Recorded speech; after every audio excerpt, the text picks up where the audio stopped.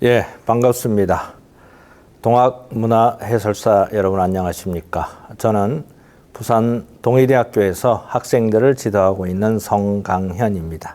오늘은 동학의 제2세 교조이신 해월 최시영 선생의 일대기에 관해서 여러분과 같이 이야기를 나누려고 합니다. 동학을 창도하신 수훈 선생님에 이어서 36년이라고 하는 기간 동안 동학을 이끌었던 해월 최시영 선생은 엄혹한 시기에 고난과 역경을 뚫고서 수훈 선생님의 가르침을 실천해서 후천에 새로운 세상을 만들기 위해서 성력을 다하신 그런 성인이다라고 이야기할 수 있을 것 같습니다. 오늘은 해월 최시영 선생님께서 태어나신 것부터 시작해서 1898년 4월 5일 체포당할 때까지의 기간, 그러니까 해월 선생님의 72년의 삶에 대해서 전체적으로 조망해보는 그런 시간입니다. 그래서 전체적으로는 동학에 입도하기 이전까지의 어떤 모습, 그 다음에 동학에 입도해서 동학을 수행하는 과정, 그리고 동학의 2세 교주가 되어서 이제 동학의 리더로서 자리를 잡아가는 그러한 과정, 그리고 동학의 첫 사회화 운동이라고 할 수 있는 영해 교조 신혼운동, 그 다음에 그 이후에 강원도에서의 고행, 또 그러한 과정을 이겨내면서 역사서인 도원기서, 그 다음에 동경대전과 용담유사를 간행하고 그것을 통해서 교세 확장에 기반을 가졌던 그러한 시기. 그리고 나서 이제 여러 가지 제례를 통해서 교단을 안정시키고 교회의 체제를 만들어 나갔던 어떤 그러한 모습. 그 다음에 전라도의 동학의 확산, 그리고 동학의 세력이 커짐에 따라서 정부로부터 공인을 받기 위한 교조 신혼운동, 또 나아가서 동학 농민혁명, 이런 과정들에 대해서도 깊이 있게 보지를 못하지만 기본적으로 한번 살펴보는 시간을 갖도록 하겠습니다. 그리고 동학 농민혁명이 끝난 이후에 이제 교단을 수습해서 도통을 의암 손병희에게 물려주는 그러한 과정, 그리고 교단의 수습, 체포될 때까지의 과정을 연대기 순으로 쭉 한번 살펴보려고 합니다. 먼저 PPT를 보시면 사진 두 개가 있습니다. 이 사진 두 개는 지금 이 지구상에 남아있는 유일한 해월 선생의 사진이라고, 기록이라고 볼 수 있습니다. 이 사진은 해월 선생께서 참양당하기 직전에 러시아 공사관에 근무하던 사람에 의해서 찍힌 사진이라고 알려져 있습니다. 그래서 1909년에 러시아의 고려라고 하는 그런 잡지에 실렸던 사진이 지금 우리가 일반적으로 알고 있는 해월 최시영 선생의 사진인데, 제가 최근에 자료를 찾다 보니까 이 하나만 있는 줄 알았는데 하나의 사진이 더 있었습니다. 그래서 여러분께서 화면으로 보시면 왼쪽 사진과 오른쪽 사진이 조금 다르다라고 하는 것을 알 수 있습니다. 그래서 그 찍었던 위치도 조금 다르고, 그 다음에 손가락의 위치가 다릅니다. 그래서 그런 것들을 통해서 해월 선생의 사진이 하나가 아니고 두 개가 있다, 뭐 이런 것을 알 수 있습니다. 또 찾아보면 더 있을지 모르겠습니다. 아마 여러분들께서도 동학에 관해서 공부하시는 분이시니까 한번 세계의 여러 자료들을 살펴보면서 한번 찾아보면 좋겠다라고 하는 그런 생각을 해봅니다. 그 다음에 지금 보여드리는 사진은 해월 선생의 동상입니다. 해월 선생이 태어난 경주 황성공원에서, 태어난 곳과 멀지 않은 황성공원에 해월 선생의 동상이 새겨져 있다라고 하는 이런 것들도 여러분께서 문화해설사시니까 한번 경주를 방문하시면 또 해월 선생의 탄생지와 더불어서 한번 살펴보시기 바랍니다. 자, 그럼 이제 본격적으로 해월 최시영 선생님의 생애에 대해서 한번 살펴보도록 하겠습니다. 해월 최시영 선생은 1827년, 지금부터 198년 전이죠.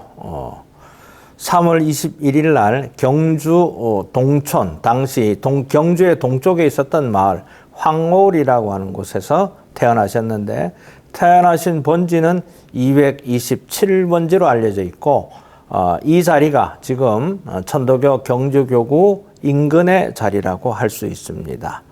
그래서 해월 선생의 부친의 이름은 종수고 어머니는 월성 배씨였는데, 이 아버님의 행적에 관해서는 거의 많이 알려져 있지 않습니다.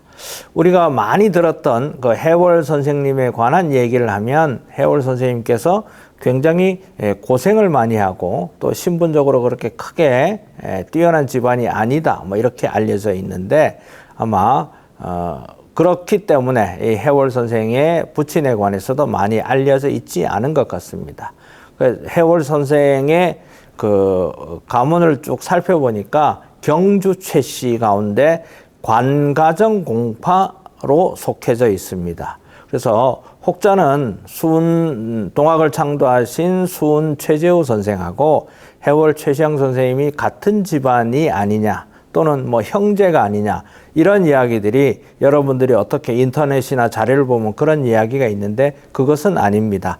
동학을 창도하신 수은 최재우 선생님께서는 경주 최씨의 사성공파에 해당이 되고, 해월 선생은 경주 최씨이지만 파 자체가 완전히 다른 관가정 공파라고 해서 뭐 크게 보면은 경주 최씨라고 하지만 친인척의 관계가 없는 그러한 사이였다. 그런 것들도 한번 알아두시면 좋을 것 같습니다. 해월 선생님은 굉장히 어렸었던 나이, 6살이 되던 해에 낳아주셨던 어머니 월성 배씨가 이제 돌아가시게 되고, 아버님은 당시 얼마 지나지 않아서 다시 결혼을 하십니다. 재가를 하시게 되죠. 그래서 재가를 하시게 되니까 이 해월 선생은 그 새 어머니 밑에서 길러지는 것이 아니라 외가가 있었던 지금의 경상북도 포항, 그 당시는 영일군 신광면이었는데 당시는 포항, 지금은 이제 포항 북구 흥해면, 또 신광면 기일에서 이제 자라나게 됩니다.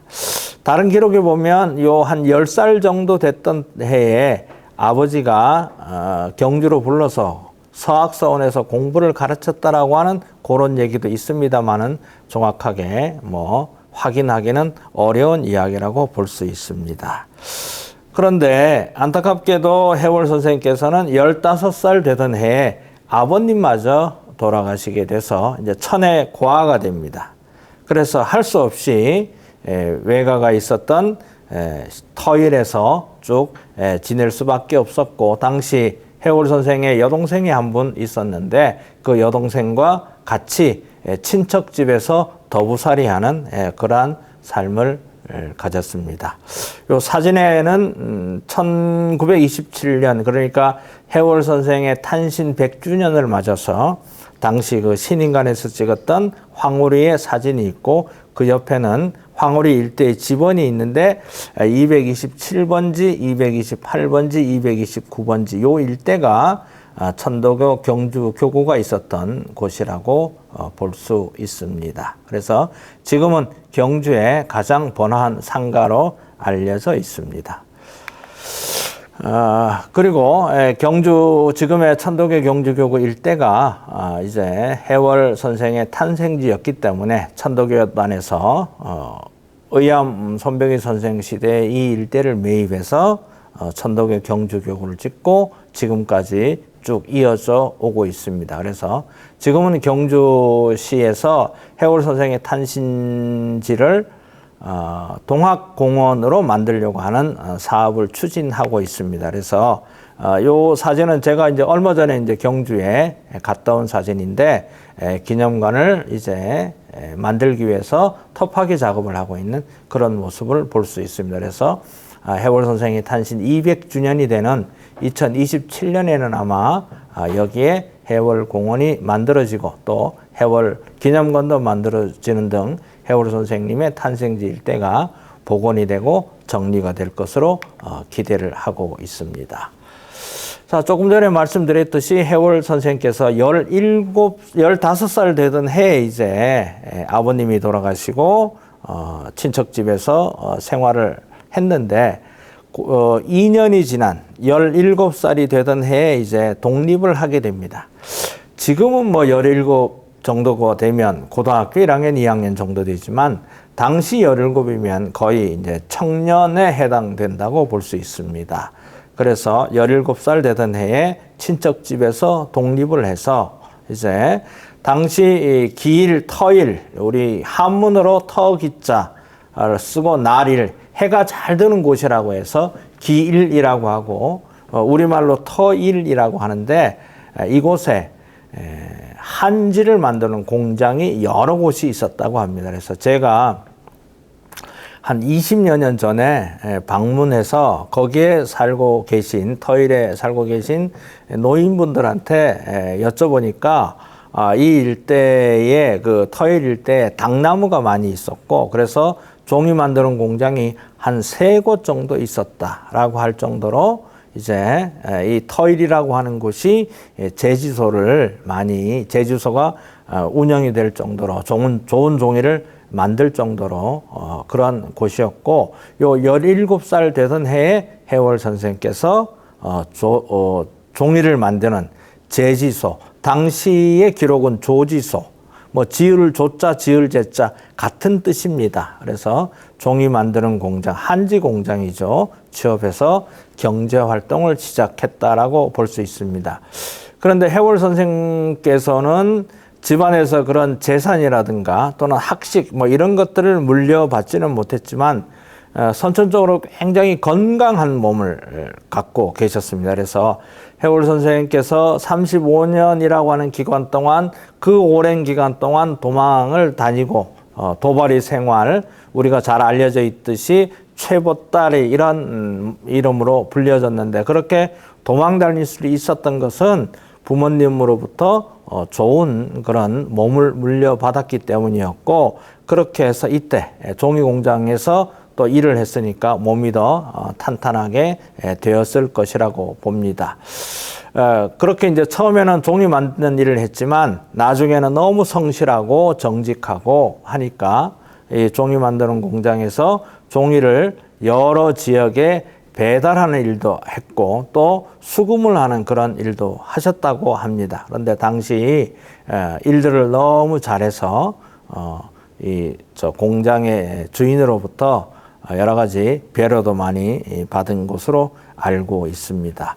이렇게 해월 선생이 몸도 건강하고 그 다음에 일도 잘하고 하니까 주변에 소문이 났겠죠. 그래서 당시 흥해읍에서 나이가 조금 젊은 과부가 돈이 많은 과부가 있었답니다. 그래서 돈이 많은 과부가 사람을 보냅니다. 우리 흔히 얘기하면 매파를 보낸다 그러죠.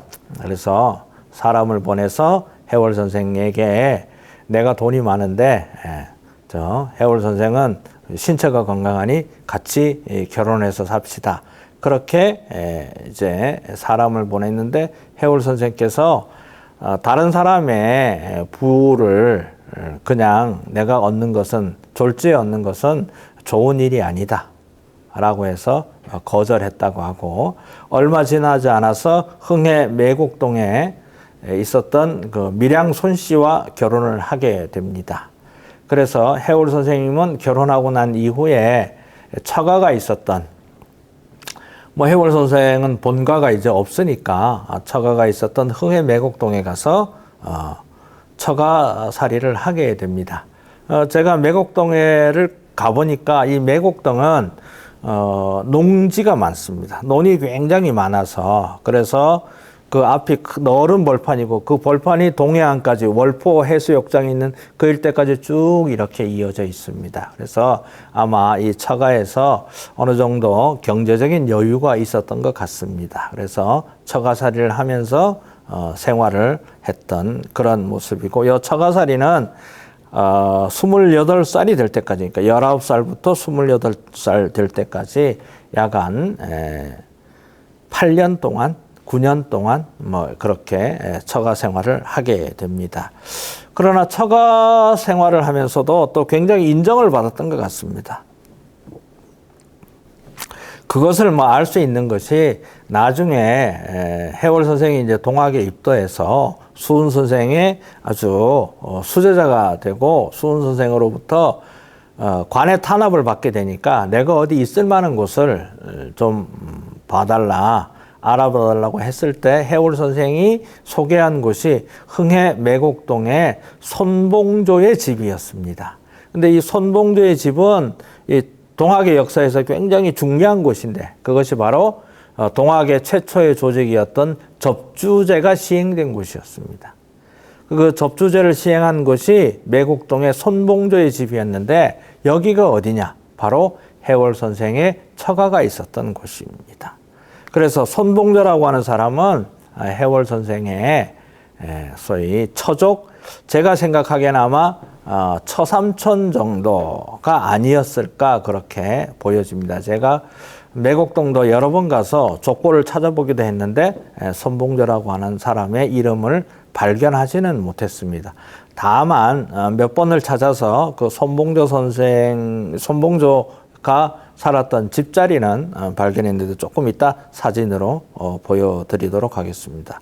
이렇게 해월 선생께서 처가 생활을 하고 난 이후에 28살이 되던 해에 거기서 멀지 않은 마북동이라고 하는 곳으로 이사를 합니다. 그래서 처가살이를 해가지고 어느 정도 이제 경제적으로 여유를 갖게 되니까 이 해월 선생님께서 이제 독립된 가정을 꾸리게 된 거죠.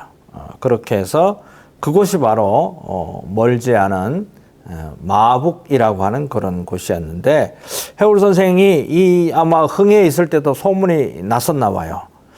그러니까 이 마북동에 왔을 때 이 동네 사람들이 집강을 해달라. 요즘 말로 하면 이장과 같은 그런 역할이었던 것 같아요. 그래서 다른 기록에는 풍헌 뭐 이런 이름으로도 나오는데, 어쨌든 그 역할을 하면서 이제 관과 사람들을 알게 됩니다. 그러니까 이 마을에 이장을 하고 풍헌을 하게 되니까 마을 사람들이 하소연하는 것도 관에 가서 보고를 해야 되고, 그 다음에 관에서 이렇게 지시하는 것들도 마을 사람들에게 전달해주는 그런 역할들을 하셨는데, 한 6년 가까이 그렇게 하시면서 해월 선생님께서 당시 관이라고 하는 것이 백성들을 굉장히 억압하는 그런 구조였기 때문에 그런 것들을 가까이서 보게 되면서 세상과 더 멀리 떨어져야 되겠다라고 해서 사람들이 직강의 직책을 더 해달라고 요구를 했지만 그만두고 더 안쪽으로 아예 산 깊숙한 마북이라고 하는 곳에서 더 한 4km 정도 가게 되면 소위 괴령이라고 하는 그 비악산 줄기가 있는데 거기에 들어가서 화전 생활을 하게 됩니다. 뭐 여러분들께서도 아마 동학을 공부하게 되니까 언젠가는 이 검곡이라는 곳을 아마 가보게 될 거예요. 그래서 검등골, 금등골, 검곡 이러한 이름으로 불리게 되는데, 가보면 정말 깊은 산골이라고 하는 것을 알게 됩니다. 다만 안타까운 것은 2000년 초에 태풍 야니가 불어서 그 일대가 예전의 모습과는 완전히 달라져 버렸어요.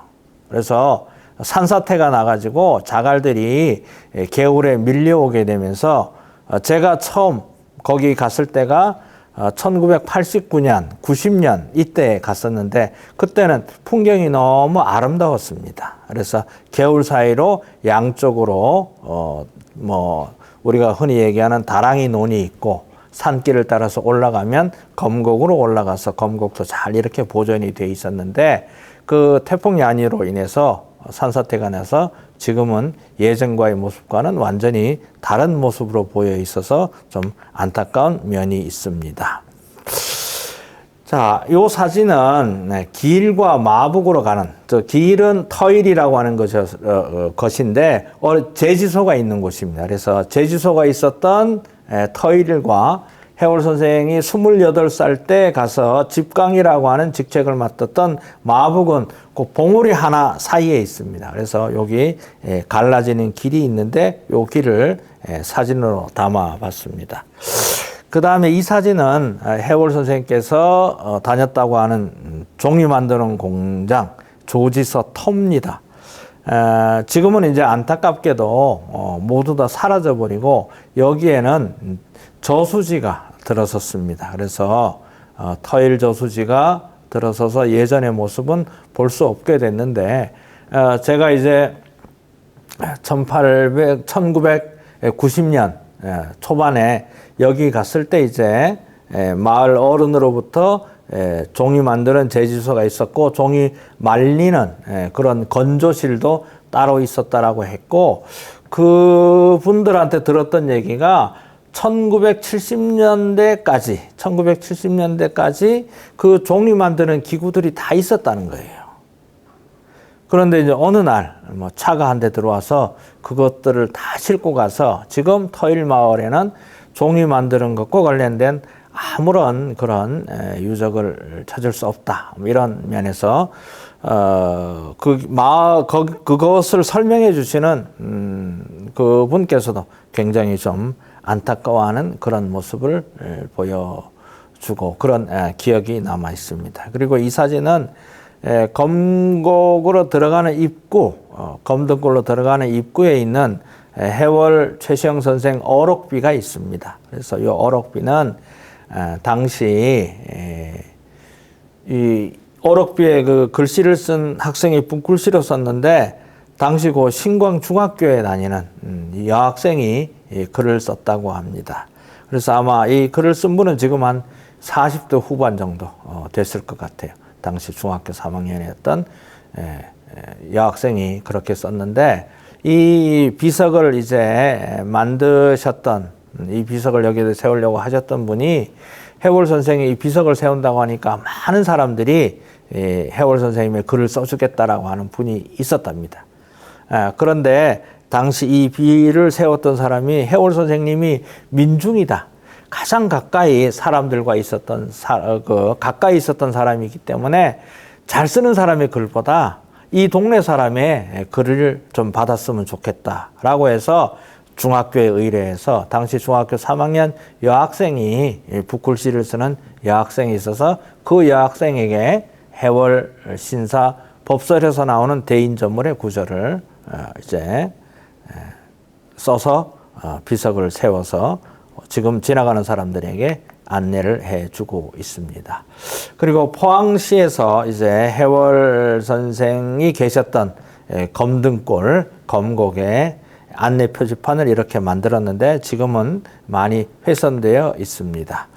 그리고 이것은 아까 말씀드렸듯이 이 사진은 야니 이후에 검곡에 올라가는 산사태가 나서 양쪽으로 개울 양쪽으로 자갈이 있는 그런 모습이고 이 사진은 산사태가 난 이후에 찍었던 검곡 사진입니다. 그래서 저기 대나무가 있고 겨울에 가서 찍은 사진인데 검곡이 개울 위쪽에 있어서 대나무가 있고 감나무가 있고 그렇습니다. 그래서 해월 선생의 집터에는 이렇게 안내 표지판도 세웠고 제가 거기를 이렇게 쭉 가서 답사를 하다 보니까 돌절구가 있더라고요. 그래서 이걸 해월 선생이 썼을까? 그렇게 한번 생각하고 사진도 찍어놨는데 아마 이제 해월 선생이 200주년이 되면 이 일대에 조사를 하게 될 것 같은데 그러면 그때 찍었던 사진 이 절구도 한번 다시 찾을 수 있지 않을까 그런 생각을 한번 해봅니다. 그 다음에 이 사진은 해월 선생의 처가가 있었던 흥해 매곡동 사진이고요. 그 다음에 아까 말씀드렸던 해월 선생의 소개로 수은 선생이 와서 계시면서 접주제를 시행했던 선봉주의 집 터에 새롭게 올린 양옥 사진입니다.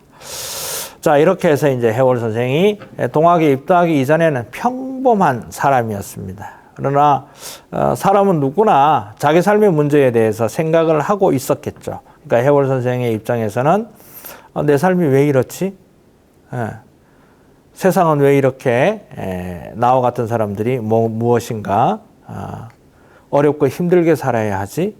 내 삶을 어떻게 의미 있는 삶을 가져갈 수 있지? 뭐 이런 거에 대한 고민을 검등골에서 했던 것 같습니다. 그때 해월 선생에게 답을 제시해 줄 수 있는 분이 이 땅에 나타나셨는데 그분이 동학을 창조한 수은 선생이었습니다. 그래서 1860년 4월 5일에 동학을 창조한 수은 선생님은 1년 가까이의 이제 수행 과정을 거쳐서 내 도가 과연 세상을 구할 만한 도인가를 검증하셨죠. 그런 검증 과정을 통해서 1861년 6월 여름부터 이제 동학을 펴게 되는데 삽시간에 경주 일대에 퍼지게 됩니다. 그런데 경주와 해월 선생이 계셨던 신광, 검등골과는 그렇게 멀지 않은 곳입니다.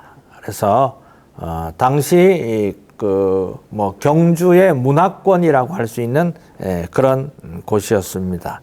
그래서 이 해월 선생께서 신광의 장날에 갔는데 신광 장날에서 용담에서 경주에서 대단한 분, 도를 통한 분이 나셨다. 뭐 이런 것을 소식을 듣게 된 거죠.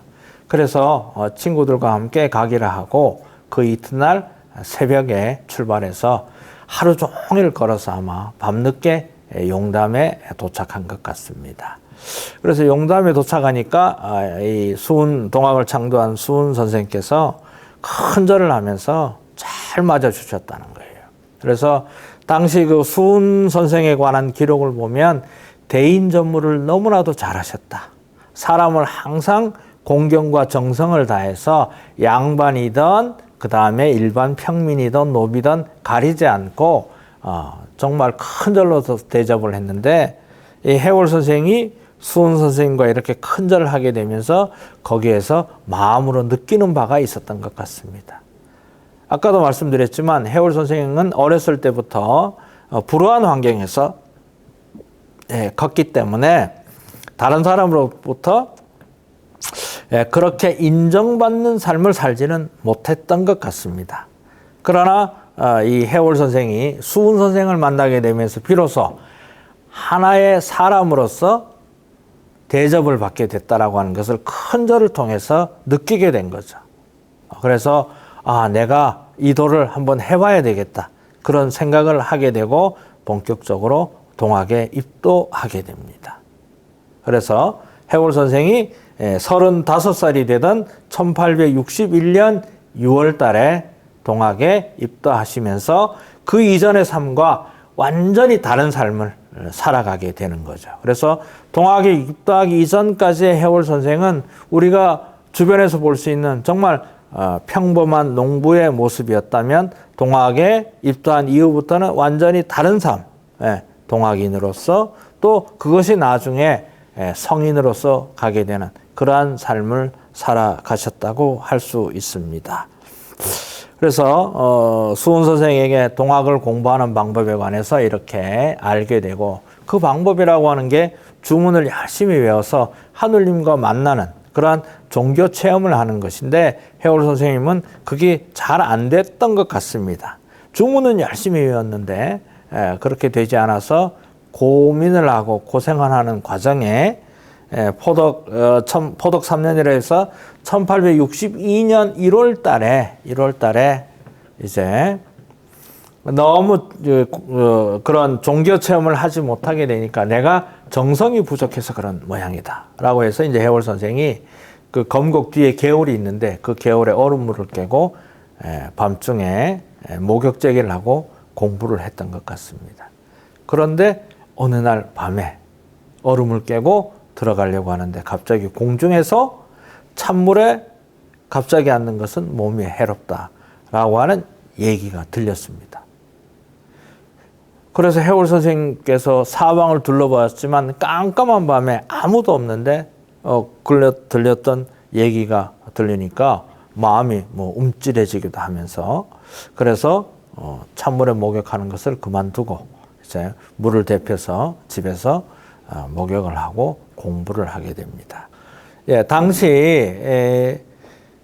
해월 선생님은 이쪽 그 포항 검곡에 계셨지만 수은 선생님께서는 남원 은자감에 계셨던 그런 시기였거든요. 그리고 그리고 나서 겨울을 지나고 나서 7월 달에 이제 수은 선생님께서 경주로 돌아와서 용담으로 바로 가지 않고 경주에서 조금 떨어져 있는 서면돌이라고 하는 곳에 있는 박대여라고 하는 제자의 집에 가 있었습니다. 근데 수은 선생이 꼭 박대여의 집에 있었던 이유 중에 하나가 지난 겨울 동안에 내 제자 가운데 누가 종교 체험을 해서 마음으로 어떤 깨달음이 있어서 내가 여기에 있는 것을 혹시 아는 사람이 있을까라고 하는 것을 시험해 보기 위해서 이제 박대의 집에 수은 선생이 계셨다는 거예요. 그런데 그런 그 겨울 동안에 해월 선생은 아까 얘기한 찬물에 갑자기 앉는 것은 몸에 해롭다라고 하는 그런 공중에서부터 이야기도 들었고 또 옛날에 이제 호롱포를 키웠는데 아주 작은 양의 지금으로 얘기하면 반컵 정도 되는 그런 기름을 가지고 21일 동안 뗐다라고 하는 그런 체험도 하게 되고 곡식이 떨어졌을 때 도인들이 갖다 줘서 그것을 뭐 이렇게 끼니를 해결했다라고 하는 이러한 체험들을 하게 됩니다. 그런 종교 체험들을 하게 됐는데 이것을 물어보고 싶은 마음이 컸던 거예요. 그래서 수은 선생이 어디 있는지 이렇게 마음으로 생각을 해보니까 선생님께서 박대의 집에 있는 것 같아라고 해서 박대의 집에 가니까 그 문에 박대의 집 앞에서 집 안에서 수은 선생이 주문을 외우는 소리가 들려서 들어가서 인사를 하게 되고 수은 선생님께서 자네가 어떻게 왔느냐 이렇게 물어보니까 이 해월 선생께서 제가 마음으로 느낀 바가 있어서 왔습니다. 이렇게 이야기를 합니다. 그래서 정말 그러냐라고 해서 마음으로 그렇게 됐다라고 하는 것을 이야기하고 그간에 있었던 경험들을 이야기합니다. 그런 경험들을 이야기하니까 수은 선생께서 해월 선생에게 이게 다 조화의 힘이다. 조화의 자치다. 너의 공부가 많이 이루어졌구나. 이렇게 칭찬을 하고 좋아하셔서 수은 선생이 박대의 집에 와서 용담으로 가지 않고 박대의 집에 있었던 그 목적을 해월 선생을 만나게 되면서 이루게 된 거죠. 그렇게 해서 그 이후에 해월 선생님께서는 거의 매달 한두 번 정도 용담을 찾아서 수은 선생님의 가르침을 받게 됩니다. 그리고 그 이듬해였던 이제 37살 되던 1863년 7월 달에 이제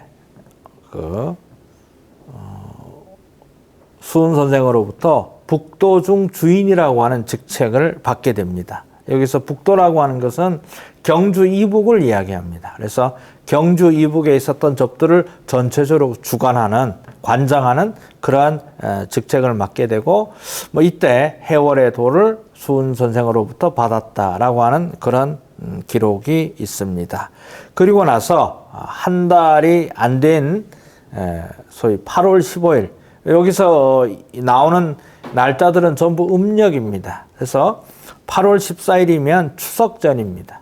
그래서 추석 전에 해월 선생님께서 추석을 지내려고 용담을 찾습니다. 그래서 용담을 찾으니까 수은 선생님께서 굉장히 반가워하셨고 그날 밤에 이제 14일에서 15일 넘어가는 밤에 불러서 수은 선생이 해월 선생에게 꿇어 앉아라. 내 앞에서 단정하게 꿇어 앉으라고 해서 꿇어 앉으니까 수은 선생께서 너의 몸을 한번 움직여봐라.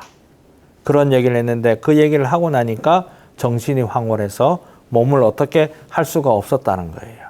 한참을 그렇게 정신이 혼미한 상태에 있으니까 수은 선생께서 왜 너의 몸을 움직이지 못하느냐. 그 얘기를 들으니까 몸이 움직여져서 이제 해월 선생님께서 어떻게 된 일입니까? 그러니까 내가 너의 몸을 움직이지 않게 하는 그런 마음을 먹었는데 그게 너의 몸에서 그대로 실현이 되는 거 보니까 이제 나의 마음과 너의 마음이 하나다라고 하는 것을 알게 됐다. 그래서 이제 내가 너에게 도를 물려주겠다. 그래서 앞으로 교단의 모든 책임을 자네가 맡아서 해야 된다라고 하면서 수심정계라고 하는 글자, 그 다음에 받을 숫자, 목숨 명자, 수명 이런 글자를 짓고 그 다음에 또 시 한 편도 적어줍니다.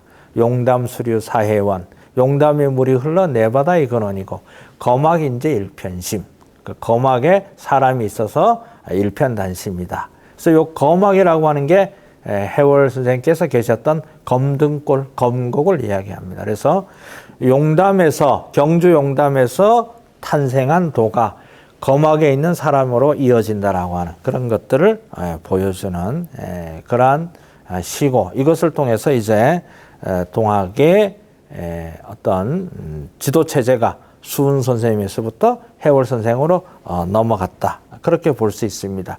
넘어갔다고 해서 교단의 일을 해월 선생이 하는 것은 아니었고, 그러나 수은 선생이 하게 되지만 수은 선생은 그 이후에 4달 만에 체포됐기 때문에 그 체포된 이후에는 전체적으로 해월 선생께서 동학의 최고 지도자, 그래서 2세 교주가 되게 됩니다. 이 사진은 해월 선생께서 직접 깎았다고 전해지는 인장입니다. 그래서 바다 해자에 달월자를 이렇게 이런 굉장히 좀 손 재주가 남달랐던 것 같습니다. 그리고 12월 10일 날 수은 선생이 체포될 때 해월 선생은 용담에 없었습니다.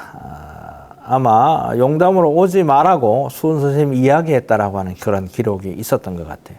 만약에 수은 선생님과 해월 선생님이 같이 잡히게 되면 동학의 미래가 없어지게 되니까 여기 한 11월 달쯤 들어서 수은 선생이 해월 선생을 용담으로 오지 못하게 합니다. 그래서 그 잡힐 당시에는 알지 못했고 수은 선생이 과천까지 갔다가 다시 대구로 내려온 1864년 1월 6일이 되어서야 비로소 대구로 가서 수은 선생의 옥바라지를 하게 됩니다. 그런데 이제 수은 선생께서 해월 선생이 경주에 대구에 와 있다라고 하는 것을 알게 되고 빨리 태백산중으로 도망가라고 해서 안동 이무중 접주의 집으로 갔다라고 하는 그런 것이 얼마 지나지 않아서였던 것으로 보입니다. 그리고 나서 3월 10일 대구 장대, 대구 관덕정에서 수은 선생은 차명이 되고 그 이후에 동학의 운명은 오롯이 해월 선생에 의해서 달렸다. 그렇게 볼 수 있습니다. 그러나 이 당시 해월 선생은 거처할 곳이 없었기 때문에 여러 지역을 떠돌아다닙니다. 그래서 영덕에 있었던 강수의 집을 방문하고 그 다음에 평에 있었던 황주일의 도움으로 흩어졌던 가족과 만나게 되는 그런 면도 보이게 되고 이제 새롭게 시작을 하게 됩니다.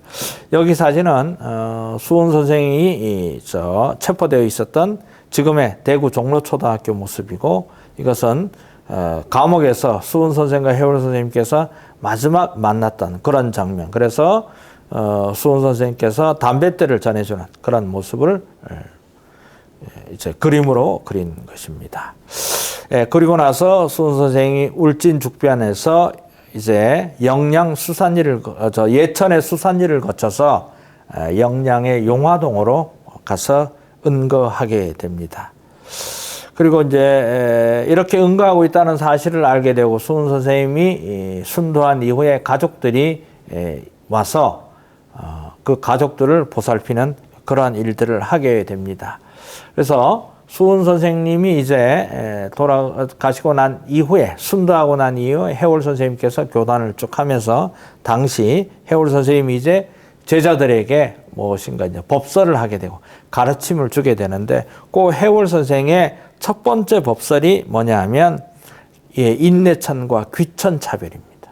특히 귀천차별은 아마 해월 선생께서 동학에 입도하게 된 그런 계기, 왜 해월 선생님이 어떤 것 때문에 동학에 입도하게 됐느냐라고 얘기했을 때 바로 이 귀천 차별을 철폐한다는, 즉 시천주를 통한 인내천, 사인여천의 세상을 만들겠다라고 하는 거기에 동의를 하셨던 것 같습니다. 그래서 해월 선생님의 법설 가운데 가장 먼저 말씀하신 법설이 바로 인내천, 귀천 차별을 철폐하자라고 하는 그런 법설이었던 것 같습니다. 그리고 이 사진은 해월 선생께서 한때 있었던 울진 죽변의 모습입니다. 그 다음에 예천 수산리에 가면 저수지가 있는데 이곳에서 또 계셨던 것 같습니다. 그리고 영양 1월산 윗대티는 아주 1월산 안에 굉장히 깊은 곳인데 올해죠. 올해 여기 사진에도 보듯이 이쪽에 영양군에서 동학 해월 최시영 선생 은거 유허지 이렇게 해서 이제 유허비를 하나 세웠습니다. 그래서 해월 선생님께서 이곳에 계시다라고 하는 것을 많은 사람이 알 수 있게끔 이렇게 지금 전국 각지에서 동학과 해월 선생님의 사적을 이렇게 정리하는 그런 작업들이 이루어져 있고, 이 지도를 보면 영양 용화리 윗대티와 아랫대티, 제가 처음 이곳에 갔을 때는 비포장이었어요. 비포장이었고, 여기 지도에 보면 터널도 그 당시에는 이제 공사를 하고 있어서 당시에는 터널이 없었는데 그 이후에 가보니까 이제 터널이 있다라고 하는 것들도 알게 됐고, 영양 1월산에 계시면서 해월 선생님이 제가 여기 영양을 가보니까 여러 곳에서 동학을 했다라고 하는 사람들이 있어서 상당히 놀랐습니다. 한 4, 5년을 계셨으니까 여러 일들을 하셨던 것 같습니다. 그런데 여기에서 알려져 있는 우리 천도교의 역사에 알려지지 있지 않지만 이 지역 사람들이 기억하는 해월 선생이 계시더라고요. 그것이 바로 지금 여기 보이는 다들바위입니다. 네. 신이 빚은 다들바위라고 하는데, 다들바위는 다 들어주는 바위라는 거예요. 그래서 여러분들 바위를 이렇게 보면, 옆에서 보면 사람 같지 않습니까? 사람의 형상을 하고 있습니다. 그래서 왜 이곳이 다들바위가 됐냐면, 해월 선생께서 꿈에 수훈 선생을 만나서 가까이에 좋은 기도처가 있으니까 기도를 하라라고 해서 영양 일대를 쭉 찾아보니까 요 다들바위를 찾았답니다. 그래서 그 꿈속에서 바위가 사람의 형상을 한 바위가 있는데 거기에 가서 기도를 하라라고 하는 이야기가 있어서 여기 이 바위 아래에서 49일 동안 기도를 하셨다고 합니다. 그리고 난 다음에 해월 선생님은 떠나갔지만 그 기도를 한 것을 마을 사람들, 이 영양에 있었던 사람들이 알게 됐고, 이곳에 있었던 사람들이 해월 선생님이 기도했다는 것을 알고 여기에 와서 이제 복을 많이 빌었는데, 빌면은 대부분이 다 이루어졌답니다. 네, 그래서 그때부터 이 바위의 이름이 신이 빚은 다들바위다 이렇게 불려서 지금 이 지역 사람들이, 영양 사람들이 기억하는 해월 선생의 모습으로 알려져 있습니다. 해월 선생님께서는 그 이듬해에도 역시 차별 철폐에 관한 말씀을 하십니다. 양반과 쌍놈을 차별하는 것은 나라를 망치는 일이고, 적자와 서자를 구별하는 것은 집안을 망치는 일이다. 우리는 다 시천주다. 차별하면 안 돼. 그래서 우리 도문 안에서는 일체 차별을 없애라. 이런 말씀을 하셨습니다. 그리고 해월 선생님께서는 산에 계시면서 대신사의 탄신제례와 대신사 순도제례 요 두 가지 제례를 하시면서 끊임없이 기도 활동을 하셨던 것 같습니다.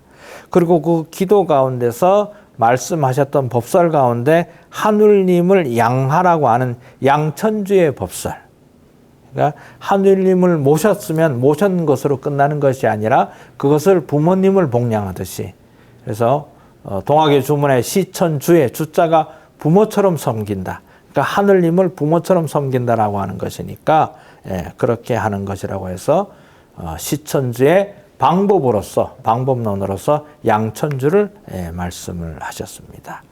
그리고 당시 동학도인들이 이 해월 선생님과 그 다음에 수은 선생님의 가족을 위해서 많이 희사했다라고 하는 그런 기록들도 나오고, 그 다음에 1869년이 됐을 때 양양에서 있었던, 강원도 양양이죠. 강원도 양양에 있었던 두 사람이 이 위태티로 찾아옵니다.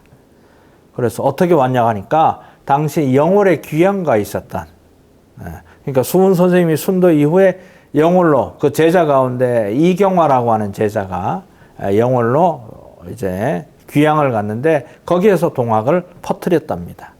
그래서 이 사람들이 이제 물어서 위태티까지 찾아와서 이제 가르침을 받고 또 양양 쪽에 와서 가르침을 주시기 바랍니다. 이렇게 해서 양양까지 방문합니다. 그래서 양양, 인제, 정선, 영월, 충북, 단양 요 일대의 동학도들을 이제 포덕을 하게 되고, 해월 선생님께서 영해 교조 신원운동 이후에 다시 동학을 재건할 수 있는 그런 기반을 이때 마련했던 것 같습니다.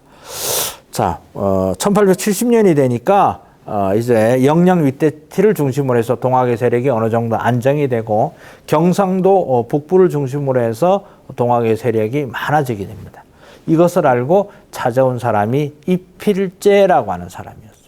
그래서 이필제가 해월 선생은 잘 모르겠는데 수은 선생에 의해서 뭐 제자가 됐다라고 하면서 선생님의 억울함을 풀어야 된다. 신원운동을 요구합니다. 해월 선생님께서는 시기상절하고 얘기를 했지만 이 이필제가 수완이 좋아서 영양에 있었던 사람들, 그것도 경상도 북부에 있었던 동학의 접주들을 대부분 포섭을 합니다. 예, 그렇게 해서 해월 선생과 강수 선생이 어쩔 수 없이 그 사람들과 같이 그럼 교조신원을 해보자라고 해서 교조신원운동을 3월 10일에 했었는데, 그러나 이게 이제 문제가 돼서 교조신원에서 넘어서 일종의 민요, 밀란, 농민봉기의 성격으로 확대가 됩니다. 그래서 이필제가 영해부사 이정을 살해하게 되고 그 일로 해서 어려움을 겪게 되고, 이제 해월 선생이 이후에 고난이 시작이 되는데, 이때 기록을 살펴보니까 한 500~600명 정도 참여했고, 참가 지역이 경상도뿐만이 아니라 경상남도, 북도뿐만이 아니라 경상남도 일대까지 이렇게 광범위하게 경상도 일대의 거의 대부분의 동학교도가 참여했던 그런 것으로 보여지고, 당시 고문 중에서 12명이 죽고 32명이 효수를 당하고 21명이 유배를 가는 등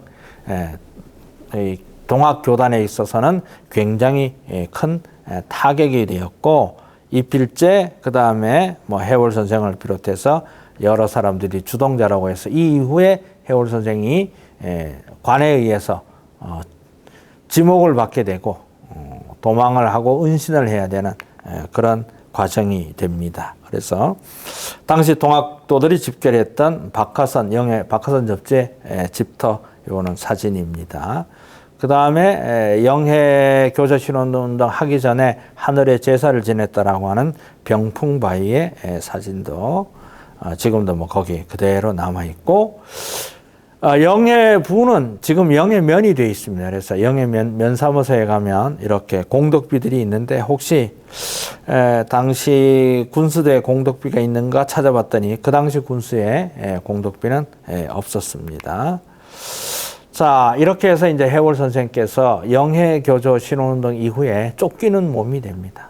그래서 이필제가 교조 신원운동 이후에 해월 선생이 영해까지 가지는 않습니다. 그래서 병풍바위에서 천재만 지내고 해월 선생께서는 이제 영양 윗대치로 옵니다. 그러나 영해 교조 신원운동 이후에 이필제가 그 해월 선생이 계셨던 1월산까지 오게 되면서 관군들이 1월산을 들이닥치게 되고 포위를 했는데, 이 지리를 잘 알게 되니까 해월 선생님께서 그 포위망을 뚫고 갈 수가 있었습니다. 그렇게 해서 춘향을 지나서 영월로 해서 그 다음에 단양으로 해서 단양 대강이라고 하는 가산 그 일대에서 머슴살이를 하게 됩니다. 그렇게 해서 지나가던 뭐 영양 접주 황제민과 만나게 되고, 그런데 8월 달에 이 필제가 문경에서 다시 소요를 일으키게 됩니다. 그렇게 해서 해월 선생은 산중으로 피신하게 되고, 거기에서 이제 박염골이라고 하는 사람을 만나서 이제 어느 정도 안정을 찾게 되고, 이 이후에 이제 또 새로운 해월 선생의 시대가 펼쳐지는데, 그것은 다음 시간에 하도록 하겠습니다. 네. 첫 번째 시간이었는데, 해월 선생님께서 태어나셔서 45년 동안 45살까지 동학에 입도해서 영예교조 신혼운동까지 살펴봤습니다. 다음 시간에 뵙겠습니다.